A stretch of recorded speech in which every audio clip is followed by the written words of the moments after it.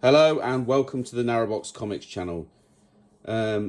Years ago now, in 2007, 2008, something like that, we went to France. It was actually a bit later than that, 2010 I think it was. We went to France for a day trip, and we went to Carrefour, pick up the wine, as you do. And I couldn't believe it when I walked into the bookshop and I saw kind of like what looked like children's annuals on one of the aisles, and obviously I couldn't read it.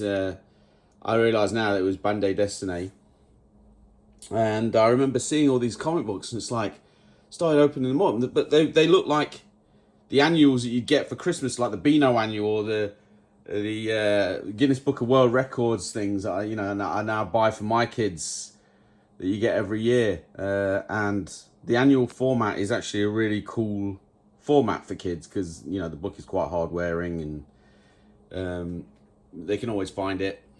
It's hard to fold up and put somewhere or lose, and yeah, it's just a nice format, and kind of they look like this, obviously. So if you're familiar with British annuals, nice solidly booky cover, and they were all like that. And I thought, that's weird. Why would you do that? Like back in my old days, like being switched into the mindset of American comic formats. Like, why would you do that? And then I cracked one open and I saw, I can't remember what it was. It was a pirate one. Again, Bande Dessinée is very different to American comics in the type of stories they tell. So they love the westerns in France. But this one was a pirate one, and I opened up the book and I couldn't believe my eyes. The artwork was just ridiculous. It was absolutely stunningly beautiful. Meticulously painted ships, the sea, all different kinds of colours. I was just blown away. But in my mind, that's not what comics were. And back then, I was kind of more superhero oriented, shall we say. I kind of like the flat cell drawings, kind of like, because when I think of animation, that's still, for me, that's one of the best ways of like animating. It's like you're turning flat colors into a moving image. I'm a huge fan of Ralph Bakshi animation. There's Lord of the Rings was great, but it used a lot of textures. And I remember, even though I loved it, it always offended my eyesight. I don't know how to explain it.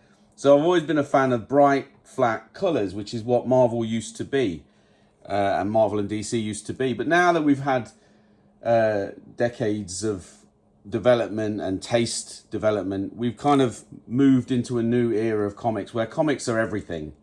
They can be, we could even do whole comics with photography now, and nobody would bat an eyelid, even though I'm still not convinced by that myself. But yeah, if the story was great, it all works really well. But it got me thinking about that experience of walking into that shop and seeing those comics for the first time and just kind of feeling like I was in an alien land. And this was not the comics I knew. I desperately wish I could have speak and read French, because I would have loved to have just sat there and just read through these comics. But then later on, I got the chance to read some of the stories, and this is one that most people are kind of familiar with. This is 13. We've all seen 13 at some point. It was licensed into a PlayStation game decades ago, so most people have had some experience with 13. And look at the artwork, got this noir style. As a comic book goes, it's absolutely fantastic. And then you crack it open, it's kind of more in my type of style, that I really like. But it's very photographic. It's very, I say mundane. It's not. It's more about cinematography than comic book work. There's none of the exciting panels. You've got distant shots.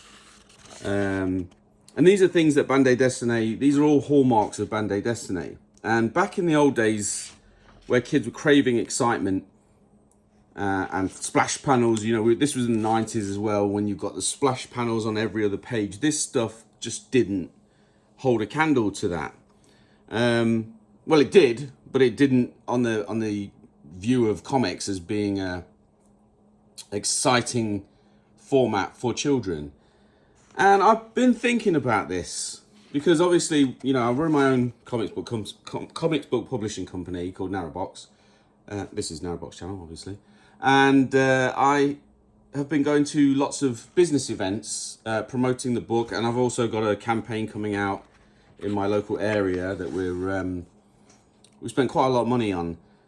And it really got me soul searching, thinking, you know, am I doing the absolute best for this company? Am I looking at the right artists for the future? Am I thinking of the right direction? And then I see things like Marvel Rivals taking off, and you kind of think to yourself, well, yeah, you know, the taste for kids that kids have is very different. Like, you know, it's all Skibbity Toilet and YouTube channels now. But then you have to have faith in what you're doing. And part of what I'm doing with Intrepid and Narrowbox is I'm trying to inject some of the storytelling that you used to be surrounded by on television and in comic books. You know, there was very similar styles. And this is, I'm not sure when 13 was first done, but you can kind of see it's got that some of that old style that I'm kind of looking at. But the one thing I look at when I read this is it's a bit of a grind. Huge word bubbles, and then the action is kind of like here and gone, and the stakes are seemingly quite low. I haven't really gotten very far with this one, but I really love it. But the other thing about Cinebook that published this is that they censor it, and that again, that puts me off buying it, because it's like anything that's censored, you don't feel like you're getting the true artistic vision. And changing things for sensibilities is wise in a market, but censoring is never wise. It's always cowardly.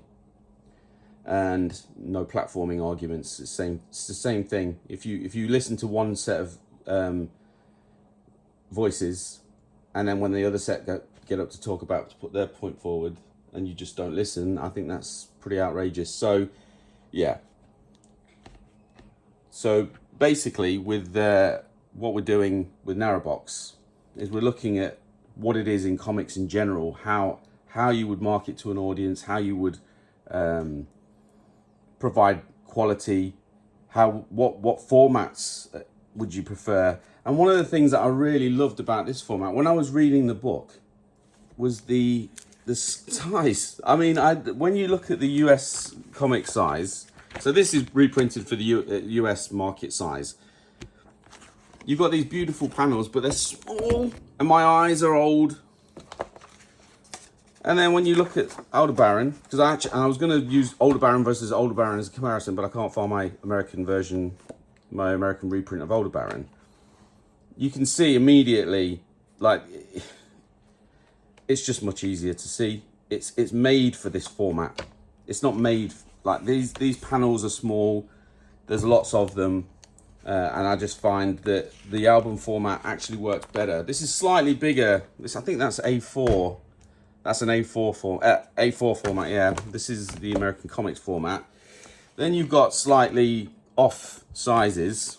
So that's the Meta Barons. Then you've got the reprint for Incal. And again, you've got, I haven't measured all these out. And then you've got the American reprint for Corto Maltese. Now, Corto Maltese actually works quite well in this format because it's in a bag because I want to keep it nice. It cost me 50 quid. But this American reprint was really quite hard to get hold of. And again, that's another aspect. So there's some amazing stories in the comics market. They're sealed off by languages and translations, and this is kind of ridiculous in a day and age of AI that we don't have more translations more readily available. I don't really understand why it's so difficult to translate things, but I'm sure somebody can tell me in the comments. And the Incal, you know, I avoided reading this. I came across it when I was doing research for my motion trailer for Intrepid, and I came across the Incal's motion trailer. Hooked me straight away, and I bought the books and I haven't looked back. And this is kind of what started me off on my journey of actually buying up BD and getting me into BD. That sounds weird when you say it like, get me into BD. Bande Dessinée. I prefer Franco-Belgian comics. I've got a friend who's Portuguese. He's a comic guy that we meet up with, and he's very fussy on pronunciations. And yeah, so he calls it Bande, and that just sounds like B-Day to me. So I always like to say Franco-Belgian comics because it sounds better. Anyway, story aside, so yeah, the Ink Owl, I mean, it's a classic story. It's beautiful.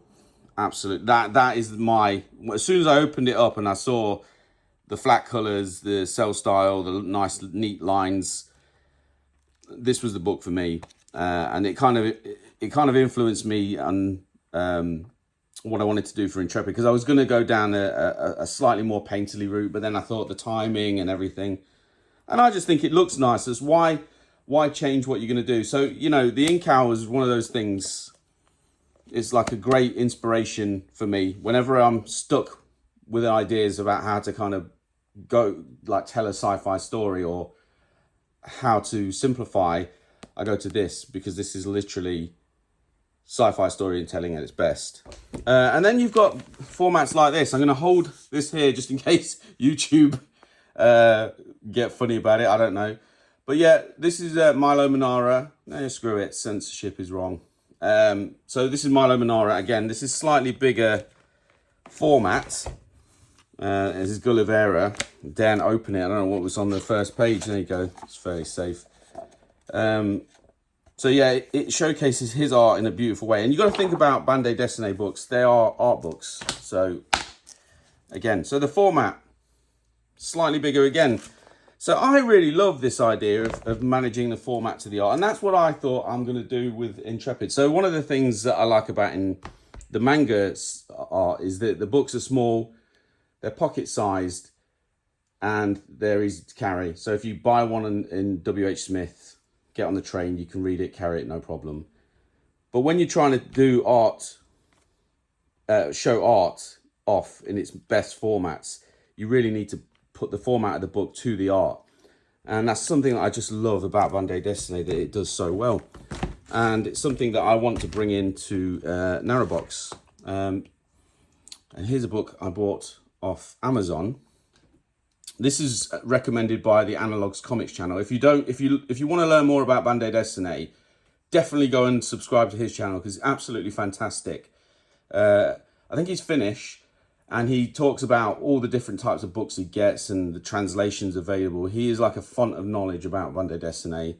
And he's just recently been to the Angoulême Festival, which I missed. I completely lost track of time. I've been writing Intrepid, I've been writing The Infernal, and I've been planning all the development for the company and doing lots of networking events locally. And I totally missed out on it. So I really recommend I can go vicariously through his channel and get his experience of what it was like. But look at this book. Now, as soon as I saw this, I was like, right, that's it. There's a final nail in the coffin. I've got to start doing stuff like this because look at it. Now, I'm not a fan of like painterly comics, overly painted, but this is such a beautifully put together book. The palette is just wonderful, and it's a bit too cinematic to call it a comic, but it is a comic because it's got all the qualities of a comic, but it's also got that filmic quality that I think will sell quite well in the British market. It's kind of like a 2000 AD, like quantum kind of style, and it's got the gore and stuff, which is something I definitely don't want to do. I'm not interested in drawing gore and horror. But I understand that kids like it, so I will kind of go down the thriller route, but maybe not so much the gore. But this story has captivated me, and I'm really excited to read it. It's got some cool stuff. And actually, this character, she reminds me of a character that I created some years back and had on DeviantArt. And I'd like to revisit her. Her name was Victoria.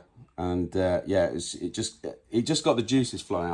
And I just find that Bande Dessinée, this format, the artwork, the artists, the characters, the writers, when I can understand, it's just something special. And I believe that this stuff is the future of the UK comics market.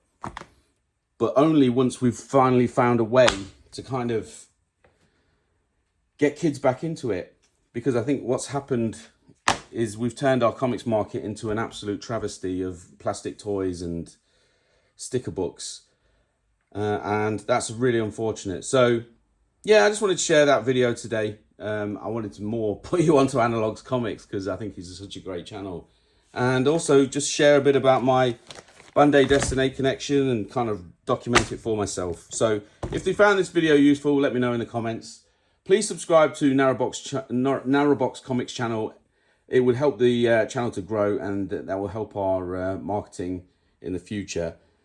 Yeah, and if you're a sci-fi comics fan or a genre comics fan or a Bande Dessinée fan, please get in touch because I would love to hear more about it, what titles and translations and things like that I can pick up that are in my style and I can go and have a look at. So yeah, so thanks for listening. This has just been a short video from Narrowbox Comics channel, and have a great day. I'll see you later. Bye.